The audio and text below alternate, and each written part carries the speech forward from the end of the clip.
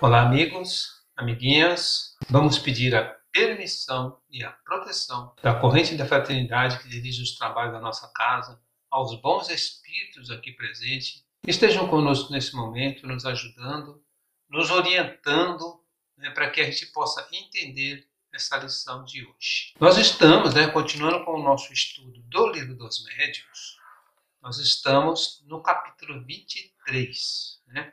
A aula passada, nós terminamos o item 252. O capítulo 23 ele trata da obsessão, fascinação e subjugação. Então vamos aqui no item 253. Mas é necessário evitar atribuir à ação direta dos espíritos todas as nossas contrariedades, que em geral são consequência da nossa própria incúria ou imprevidência. Então, no item passado, a gente viu, que a gente podia ou deveria pedir o auxílio do guia, o auxílio do nosso protetor. E aqui nesse item ele está dizendo o seguinte: é necessário a gente chamar o guia, mas nem sempre, porque a maioria das vezes o problema somos nós. Nós que somos imperfeitos. Continuando, certo dia, um lavrador nos mandou dizer que há 12 anos todas as desgraças caíam sobre os seus animais. Ora, morriam as vacas e deixavam de dar leite, Ora morriam os cavalos, ora os carneiros ou porcos. Fez muitas novenas que não remediaram o mal. O mesmo se dando com as missas que mandou rezar e com os exorcismos que mandou fazer. Acreditou, então, segundo as superstições do campo, que haviam feito algum mal para os seus animais. Julgando-nos, sem dúvida, com maior poder de conjura que o padre da sua aldeia, pediu-nos um conselho.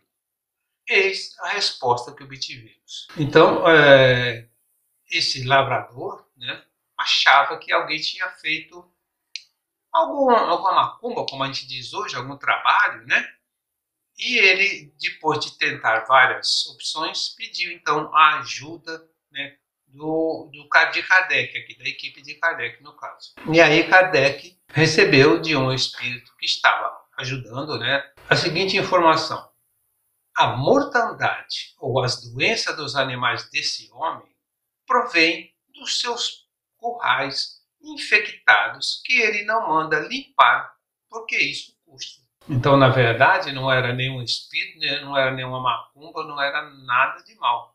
Era o próprio lavador, que como diz, sem querer gastar muito, querendo segurar, um avarento, então ele não mandava limpar os currais, não mandava tratar direito o local onde ficavam os animais, e daí as doenças. No item 254. Encerramos esse capítulo com as respostas dos espíritos a algumas perguntas vindo em apoio do que dissemos. Então a gente já comentou também, que Kardec ele se comunicava com mais de 1000 casas espíritas. Na época não era centro espírita, eram casas espíritas, locais onde se reuniam pessoas, médiums, para evocações. Então Kardec se comunicava com eles, e ele recebia resposta. Então aqui tem algumas das respostas. Então a primeira: por que certos médiuns não podem livrar-se de espíritos maus que a eles se ligam, e como os espíritos bons que eles chamam não têm força suficiente para afastar os outros e comunicar-se por seu intermédio? Então a pessoa está perguntando, a pergunta é essa: por que alguns médiuns não conseguem se livrar dos espíritos maus, dos obsessores, dos fascinadores, E por que o guia não atende? Então a resposta: não falta poder ao espírito bom. É o médium que quase sempre não está em condições de auxiliá-lo. Sua natureza é mais adequada a outras relações. Seu fluido se identifica mais com um espírito do que com outro. É isso o que dá tamanha força aos que querem enganá-lo. Então, aqui no caso dessa resposta, está dizendo que o problema está com o médium, que se liga a vibrações inferiores. Então, não é que o espírito bom não queira ajudar, ele se liga mais a espíritos ruins. Então, como a gente viu no texto, né, anterior, o guia se afasta. Então, o problema é do médium.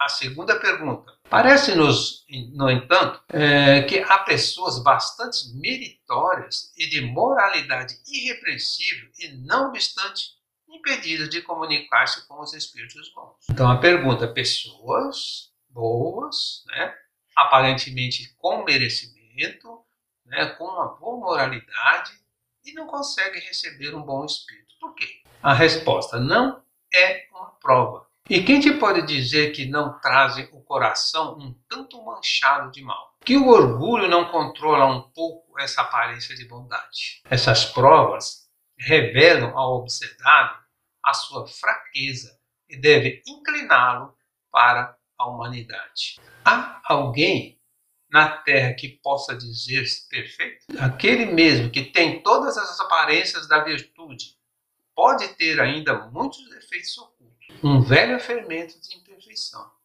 Assim, por exemplo, dizes daquele que não pratica o mal, que é leal nas suas relações sociais. É um homem bom e digno. É isso que a gente diz, né?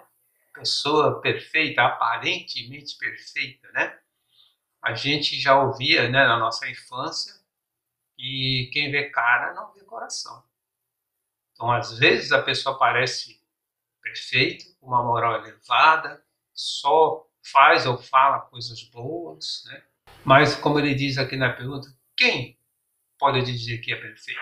Então, nós somos todos espíritos inferiores, então temos que tomar cuidado em apontar alguém ou achar que alguém é perfeito, né? Continuando, mas sabe-se, essas qualidades não estão manchadas pelo orgulho, se não há nele um fundo de egoísmo. Se ele não é avarento, invejoso, rancoroso, maledicente e muitas outras coisas que não percebes. Por quê?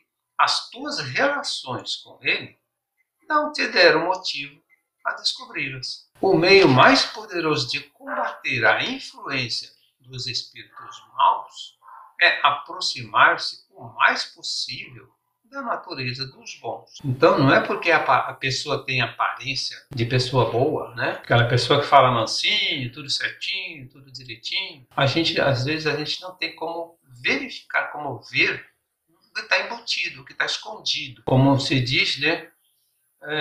Por trás de uma pele de cordeiro há um lobo.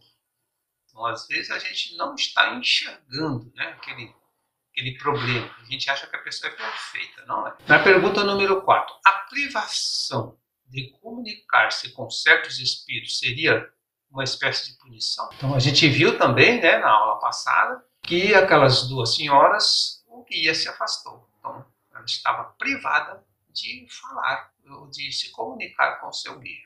Então, a privação é uma punição? E a resposta, em certos casos, pode ser uma verdadeira punição. Com a possibilidade de comunicar-se com eles, a possibilidade de comunicar-se com eles é uma recompensa que deves procurar merecer.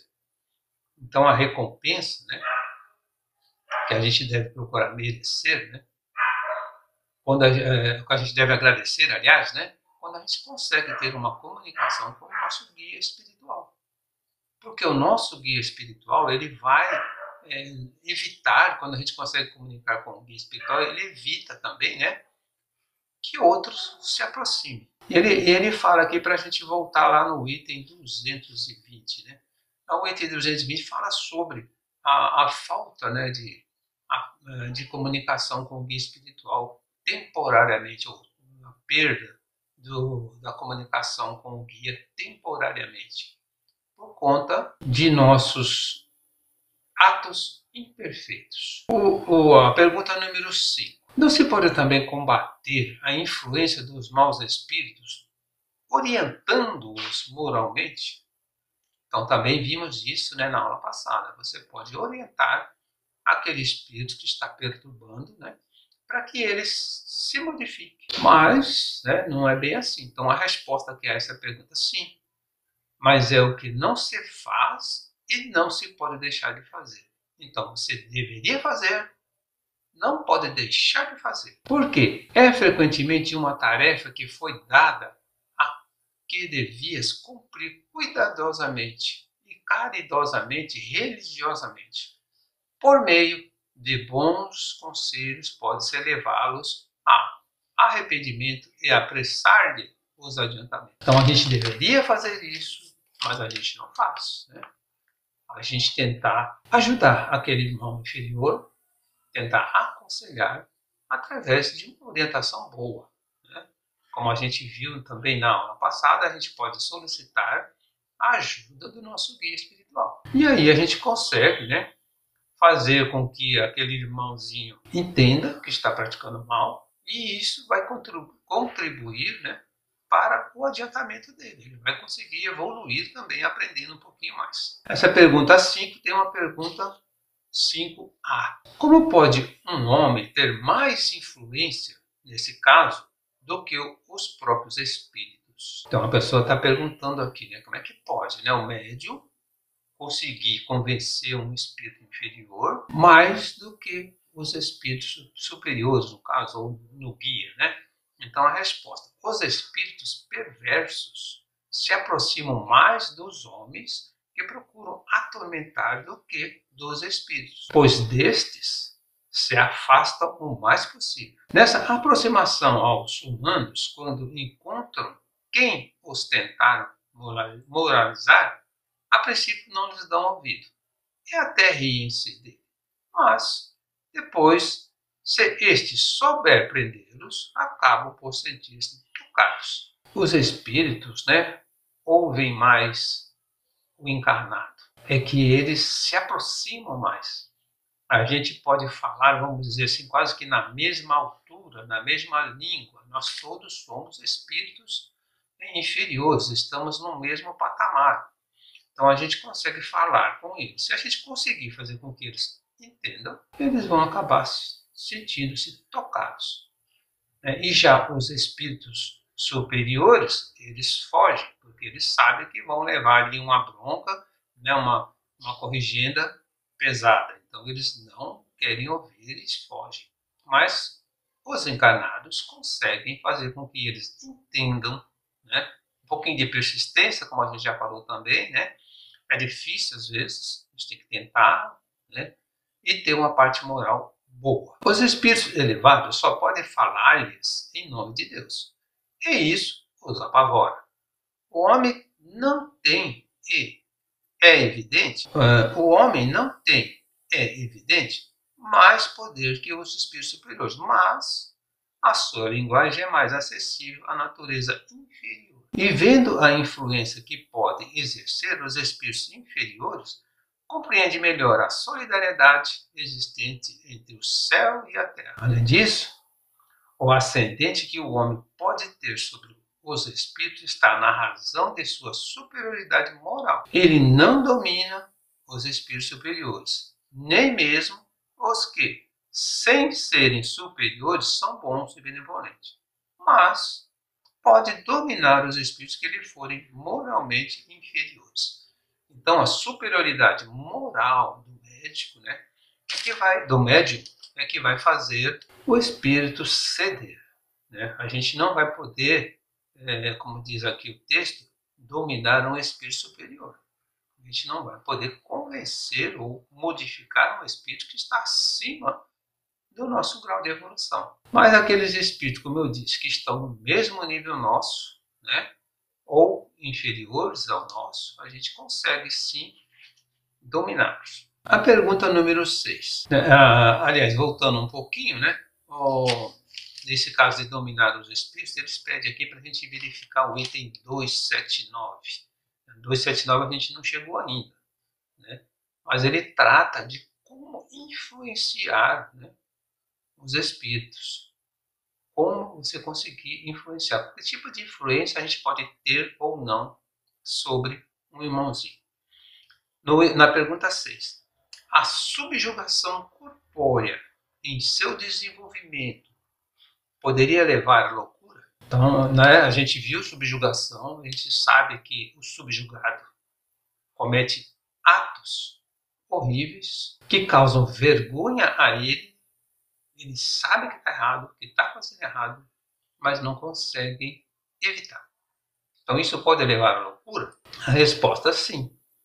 Há uma espécie de loucura cuja causa é desconhecida do mundo, mas que não tem relação com a loucura ordinária. Então o que ele está dizendo aqui, né, é uma espécie de loucura, mas é uma loucura espiritual. Não é aquela loucura que você tem que ir para o manicômio. Não é aquela loucura que tem que ser tratado fisicamente, e sim espiritualmente. Entre os que são tratados como loucos, há muitos que são apenas subjugados.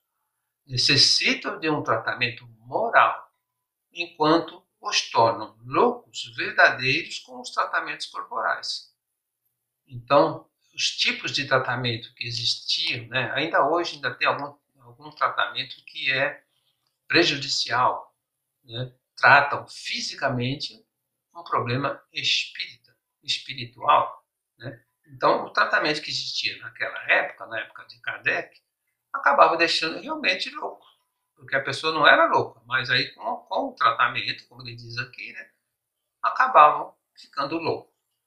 Então, quando os médicos conhecem bem o espiritismo, conhecerem bem o espiritismo, saberão fazer a distinção e curarão o maior número de doentes do que os que fazem com as duchas. Então, duchas era tipo de tratamento que tinha, choque elétrico, ducha de água fria, né? Mergulhava numa fonte, numa bacia com água, fazia a pessoa quase se afogar para perder, né, aquela loucura, ou para dar um choque térmico para ver se a pessoa modificava. Então, se os médicos entenderem, né, um pouquinho mais, eles vão ver que o tratamento é outro. Não? Esse tratamento só vai prejudicar.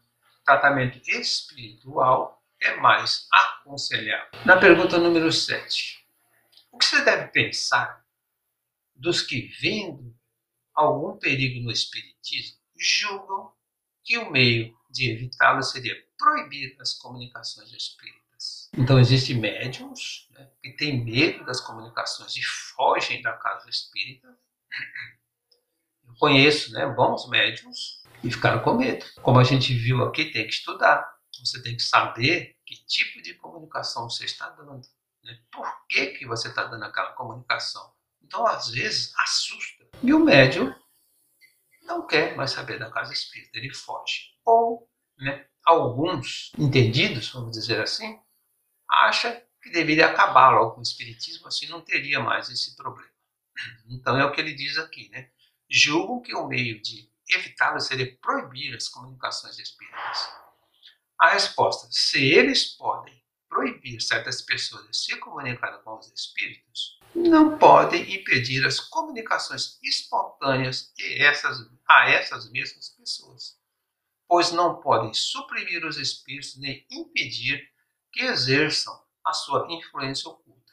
Então você pode proibir uma pessoa de receber a comunicação, mas você não pode proibir o espírito de dar a comunicação. Então o médium, ele pode dizer que ele não está recebendo nada, ele não está vendo nada, mas está. Então o que ele está dizendo aqui, você pode proibir o médium, mas a comunicação não pode, não tem jeito. Então seria loucura, né? Só porque os imprudentes podem cometer abusos, querem suprimir uma coisa que proporciona grandes vantagens. O meio de prevenir os inconvenientes é, pelo contrário, fazer que a conheçam a fundo. Então, o meio, né, de prevenir essas coisas, esses acontecimentos, né, que às vezes acontece numa evocação, né, quando o médium é iniciante, né, ele tem medo, acontecem coisas, né, então ele tem um pouquinho de medo. Então, um método de corrigir isso é estudar, aprender, né? No meu aqui tem uma nota número 13, a nota do nosso tradutor. Meu tradutor aqui, gente, é o Herculano Pires, né?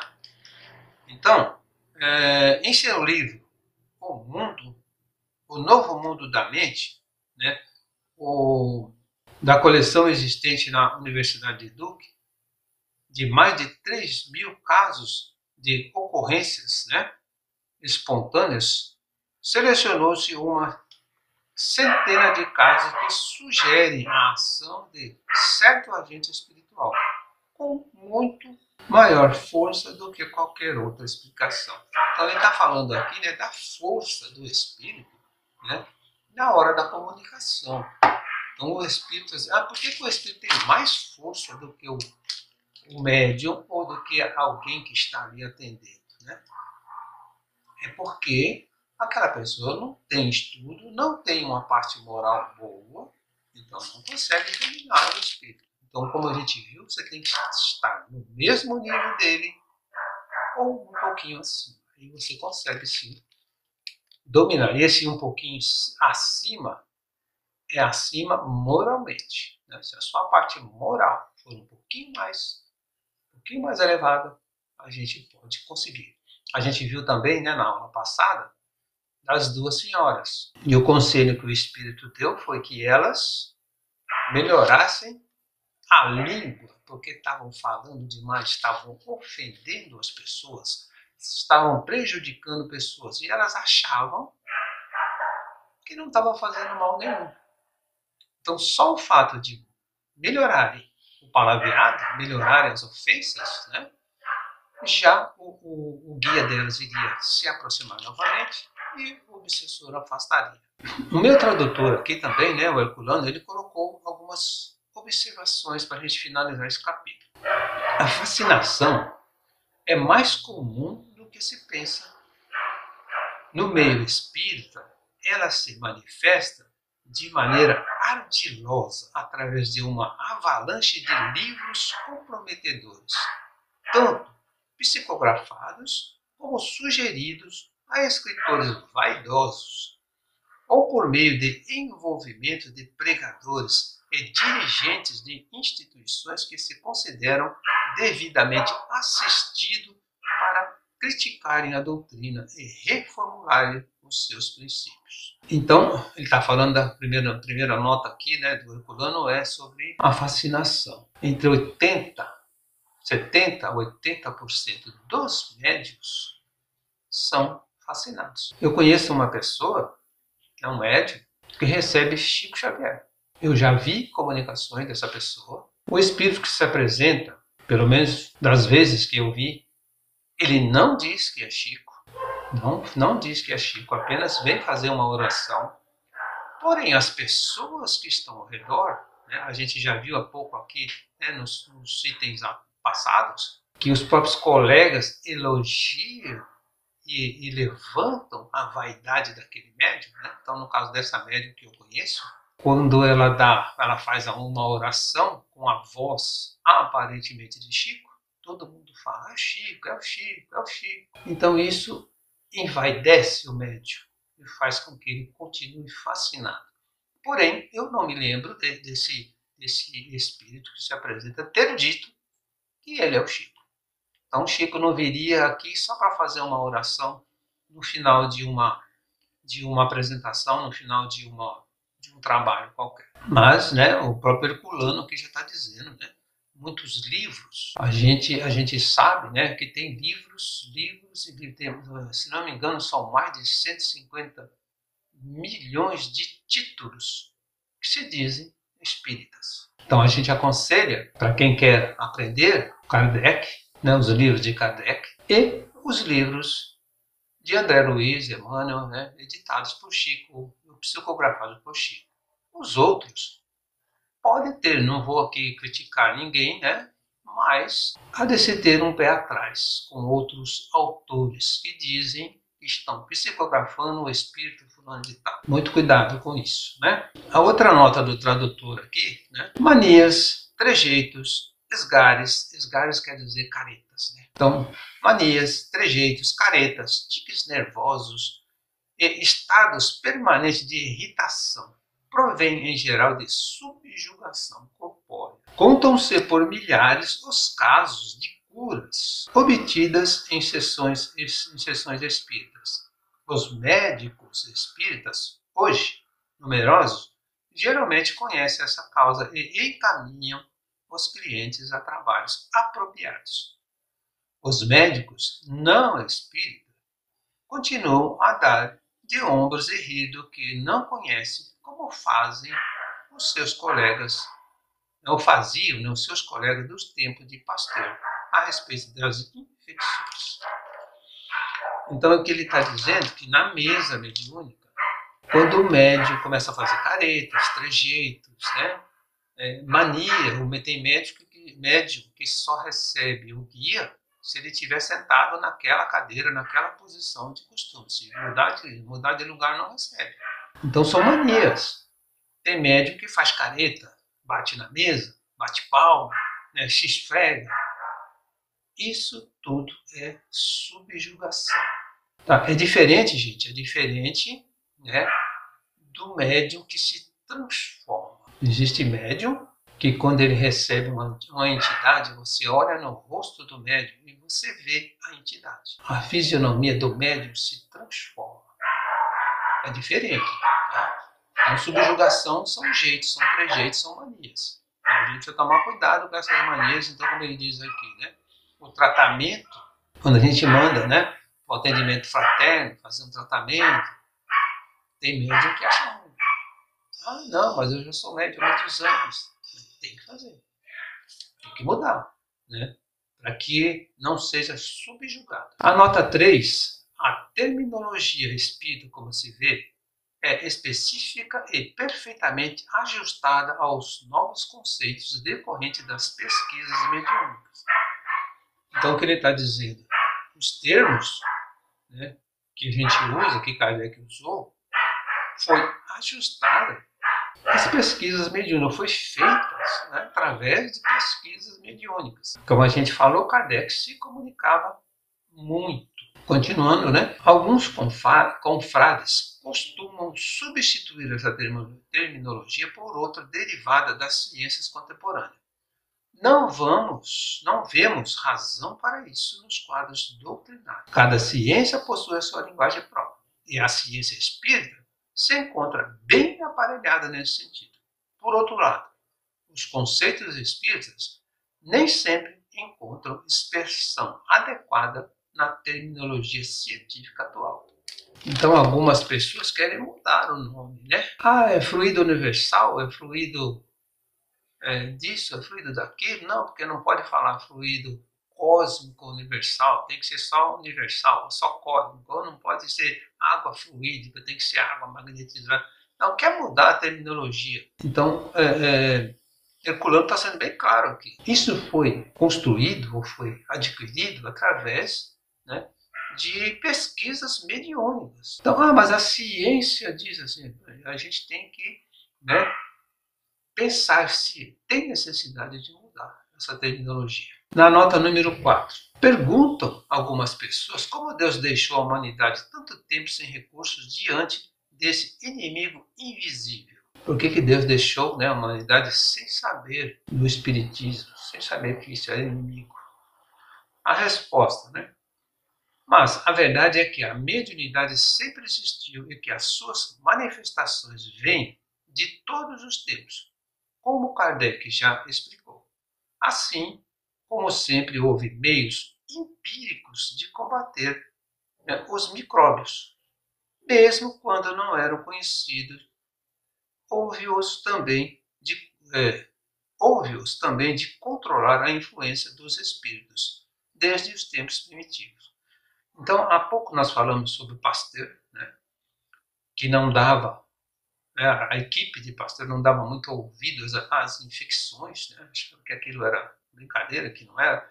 Aqui ele está dizendo também sobre o espiritismo, ou sobre os espíritos. Na antiguidade já tinha meios de combatê-los, de evitá-los, né? Kardec só veio reforçar isso. O espiritismo, como diz aqui, né, continuando o nosso texto aqui, né, o espiritismo veio oferecer os meios racionais e, portanto, científicos de que a humanidade necessita. Então, o Kardec só veio ajudar, né? Ajudar. Ele fala aqui também, né, de uma espécie de micose muito difundida na época, né? Em francês eles diziam que era só para designar pessoas más, né? Um pouco de preconceito, né? Em português foi aplicado também como referência ao diabo, né? Na nota número 6, então muitas pessoas aceitam com facilidade as comunicações assinadas por Jesus, Maria, João, Paulo e outras figuras exponenciais da religião e da história, esquecidas das advertências doutrinárias. Então, a gente também já falou sobre isso nesse capítulo, né? Médium tem que verificar qual a mensagem e se essa mensagem realmente está vindo, procede daquele espírito que se apresenta. A maioria das vezes, né, o bom espírito, ele não dá nome, ele não diz quem é, ele não assina, né? Ou assina como João, como José, ou qualquer. Se dá um nome vultuoso, né? Um nome conhecido, um nome histórico, temos que duvidar, né? Então é o que ele diz aqui, né? Os espíritos, normalmente, pois os espíritos que habitualmente se comunicam conosco são, pela própria lei de afinidade, mais próximos de nós, né? Então, os espíritos que se comunicam com o médium são aqueles que estão próximos a ele. Então, como que Jesus, né, vai estar próximo ao médium? E aí você vê que aquele médium não tem uma conduta assim tão boa. Aí na hora de dar uma mensagem, a mensagem vem de Jesus. Então há de se duvidar disso, né? É fascinação isso. É achar, né? Não que Jesus não possa dar uma comunicação, pode sim. Mas não sempre, nem toda hora, Maria, Paulo, João, pode dar uma comunicação. Mas se der, não vai se apresentar como Jesus, como Paulo, né? Como nós temos até o Espírito de verdade, que alguns dizem que é Jesus, mas ele não se apresentou como Jesus, se apresentou apenas como Espírito de verdade e sabe-se que é uma equipe. Então não deixou nem um nome assim para falar, não é fulano. Não é, algumas pessoas que colocaram, né, esse tipo de nome, essas coisas. Na nota número 7, o argumento citado é hoje frequentemente usado pelos defensores de obras psicografadas, dotadas de todas as características mencionadas acima. Claro que o mistificador tem de misturar joio e trigo, pois, do contrário, ninguém o aceitaria. Então, o espírito mistificador, ele vem, né, com um nome famoso para ser aceito. A nota número 8. Muito comum este fato que vem ocorrendo com espantosa intensidade no Brasil, em virtude da propagação da prática espírita sem desenvolvimento paralelo do conhecimento doutrinário. Por toda parte, aparecem publicações inoportunas, desviando a atenção do público dos problemas fundamentais do espiritismo, excitando a imaginação e o orgulho de médiuns incultos, que, ainda em desenvolvimento, se deixam empolgar pela vaidade pessoal, dando atenção aos elogios de companheiros menos avisados e sendo envolvido por espíritos pseudo-sábios, sistemáticos e imaginosos. Todo cuidado é pouco nesse terreno. Então, espíritos pseudo-sábios, sistemáticos, imaginosos, são espíritos de terceira ordem, né? A gente já viu isso também lá no Livro dos Espíritos, né? Questão 96 a 114. Espíritos de terceira ordem somos nós. Pseudo-sábios, sistemáticos, tem manias, tem coisas, acha que sabe tudo, né? Então, o médium incauto, como ele diz aqui, que não estuda, se empolga com elogio. Como eu disse há pouco, pessoas que elogiam, né, que falam, é isso, aqui não. Não tem que elogiar, por melhor que seja a atuação do médium, não tem que elogiar.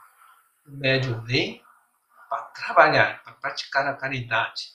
Aquele espírito que se apresenta é para praticar a caridade, né? Na nota 9, as instruções dadas nesse item devem ser bem examinadas pelo leitor, pois, ao mesmo tempo que apresentam uma técnica de afastamento dos obsessores, mostram porque tudo depende da vontade e persistência do médico. Psiquiatras, psicólogos e parapsicólogos endossariam hoje essas instruções. Se quisessem dar-se o trabalho de examiná-las, embora com restrições à intervenção de um espírito. Então, encerrando, o nosso comentário aqui desse capítulo, ele está dizendo, que a gente tem que examinar muito bem as instruções que foram dadas para que a gente possa se livrar dos espíritos obsessores. Observar muito bem. Então, o que ele pede lá, nas instruções?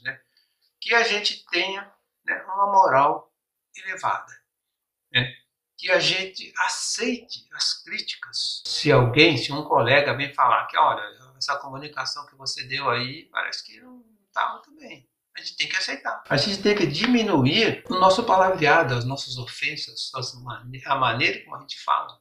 Não só na casa espírita, não adianta chegar na casa espírita falando bonitinho. Se fora de lá, você só fala palavrões, você só ofende, só trata mal as pessoas. Então a gente tem que nos policiar sobre isso. A gente tem que prestar muita atenção também no nosso guia.